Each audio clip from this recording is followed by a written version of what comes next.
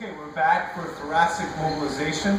Mobilization of the thoracic spine to strengthen those spinal erectors that will take us out of kyphosis into neutral posture. All right, Nate, so if you can put your hands on your head to support your neck. Okay, still incorporating what we just covered with the cervical spine. And what you're going to do is gently mobilize over the foam roller, come back up. Good. Make sure they engage their abdominals so they're not getting any lumbar extension.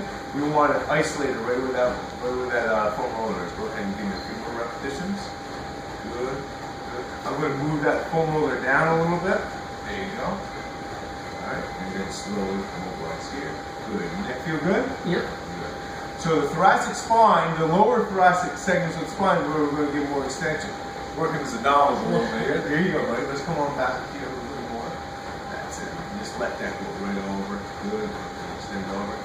Good. And back up.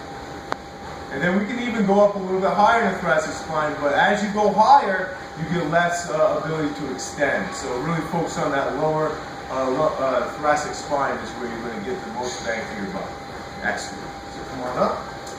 Now, after we mobilize, usually about 8 repetitions, 8 to 10 repetitions is sufficient. Then we want to teach them how to get in the correct posture through elevation of the rib cage. That will help activate the thoracic extensors while getting them out of kyphosis. So people are here with kyphosis. What you want to do is have them think about a hook underneath their sternum, lifting up and pivoting right in the back of the spine. Go ahead and lift. There you go. And watch out for excessive thoracic extension or lumbar extension, but you also don't want them to flatten their back out, so you want them to come down just a little bit. There you go. So it's the Goldilocks phenomenon. Too much, too little, just right. We don't want to have them go into a military posture, or we don't want to have them stay in kyphosis, so it's just getting that nice curve in the thoracic spine. All right.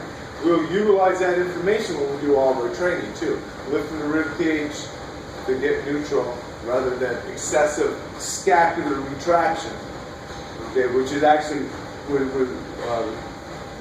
progress to some shoulder problems if we actually over-retract our shoulder blades. All right. So Nate, what we're going to do is go on the ball, and we're going to do thoracic extensions. Okay. To practice what we just mobilized, we need to actually now stabilize it through contraction.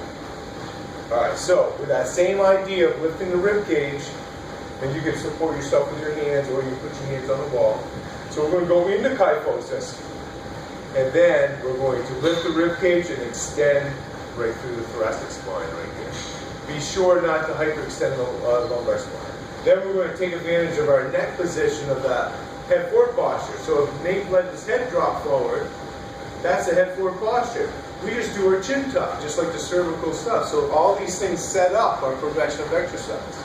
So you're going to hold this position, Nate, while you flex down, and then lifting up in that rib cage underneath the sternum, extending through here. Give me a few more.